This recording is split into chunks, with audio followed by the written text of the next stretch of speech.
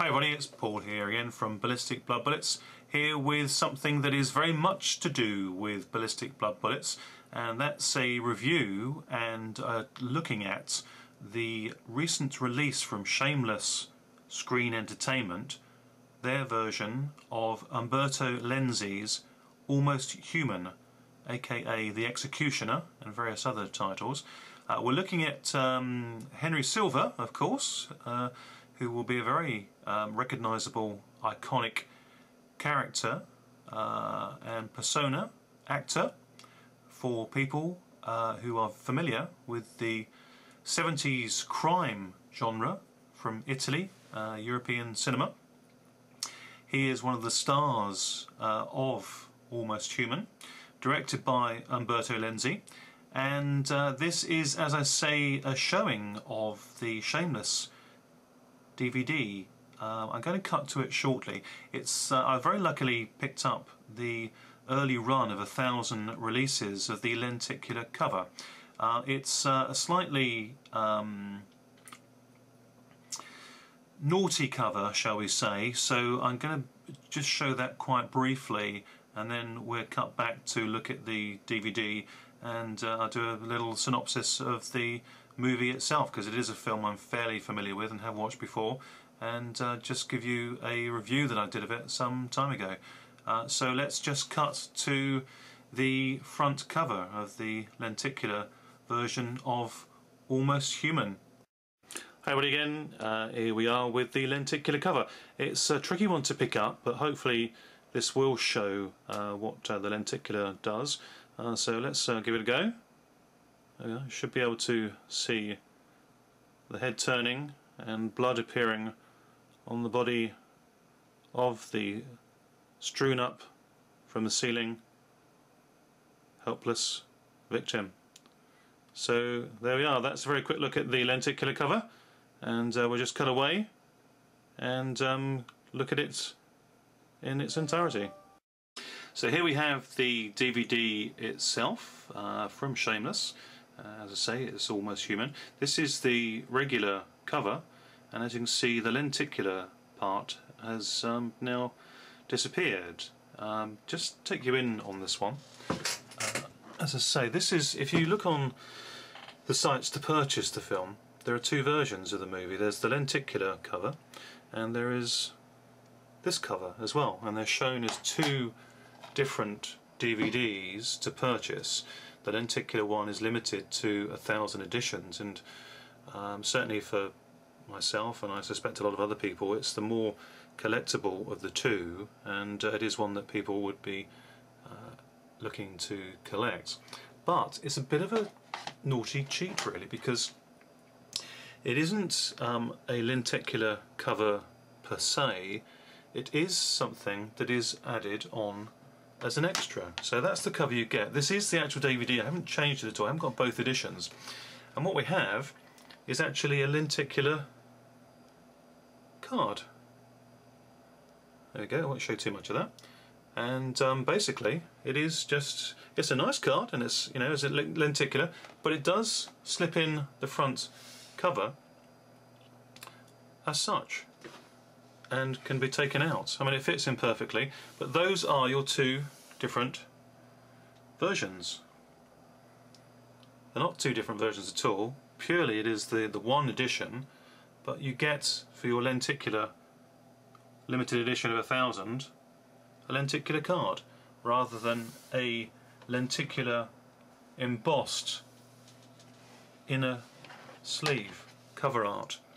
So there we are, that's the truth behind the video, and I would just again pause for a second and show you the reverse cover of this admittedly very cool cover artwork.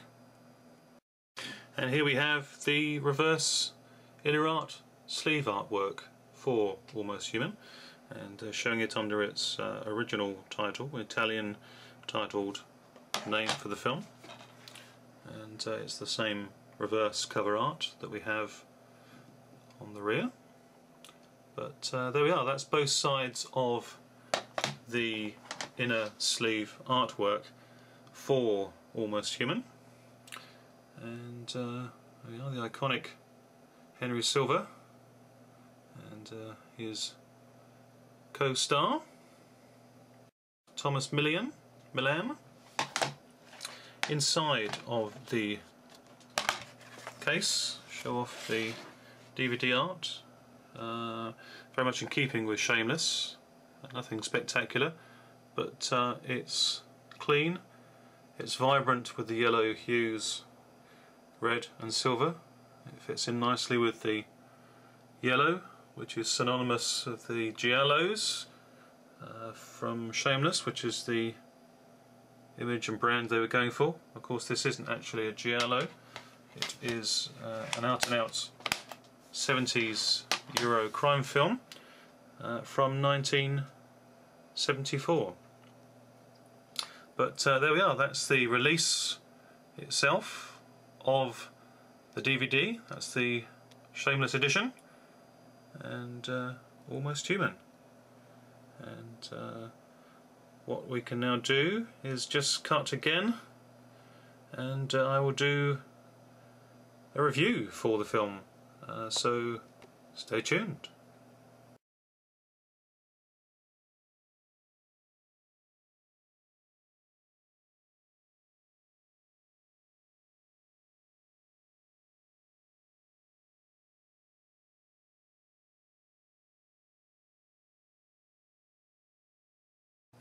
Almost Human, also known as The Executioner, is without question one of the hardest hitting and grittiest films from the criminal Euro cinema from the 1970s. It's made in 1974 and is directed by Umberto Lenzi. It's written by Ernesto Gastaldi, and it stars a whole host of Euro familiar faces: Thomas Milan, Laura Belli, Henry Silva, Gino Santicol, Ray Lovelock and the rather lovely Anita Strindberg. Film starts out with a gang of masked criminals as they pull up outside of a bank with Thomas Milan behind the wheel as the getaway driver. He cuts a look that belies the heroic charm of Al Pacino's Serpico of the time. Is the characterisation of Guido Sacchi is his character, and is soon betrayed as that of a psychotic killer. The needless shooting of a traffic cop in cold blood soon leads to the petty criminal stabbing a cop just for the sake of a few coins from a cigarette vending machine. And Sacchi is a loose cannon whose nasty persuasion is contemptible even amongst his peers, but like the vermin that he is, even under his underground employers beat and kick him down, he still crawls back out of the street sewer like a repugnant rat. The venomous Pied Piper of crime chances upon a major payday as the obsessively flagrant relationship with his girlfriend enables him to unwittingly involve her in the revealing the identity of a wealthy boss's 20-year-old daughter, teaming up with a local cohort and his young disciple, played by none other than Ray Lovelock, who is purely small-time handbag petty theft motorbike gang riding material. Sacchi devises a plan to kidnap the pretty young future heiress and hold her to ransom. In preparation of the act, the brutality of Sacchi and his accomplices leaves a trail of bloody violence as they pay for their acquired weaponry, tools for their trade in death. Enter human bloodhound and all-round top dog, Inspector Walter Grandy, as portrayed in a rare against-type role by the scene-stealing presence of Henry Silva as the good guy. The enigmatically contoured, moulded marble features of Silva signal the look of unquestionable intent that only the symbolism of a police badge gives away the surety that he is actually playing the role of the good guy. His impeccably clean-cut image is contemplated by a turtleneck top and crisply pressed jacket and a trademark razor-sharp intensity along with symmetrical sideburns, no less. The opportunity to abduct rich businessman Daddy's little girl Mary Lou leads to a boyfriend being murdered. After driving to a secluded wooded area for a passionate rendezvous, the heart-pounding experience turns into one of terror as the terrified young woman flees for her life from the drugged up killer clique seeking sanctuary at the insular mansion.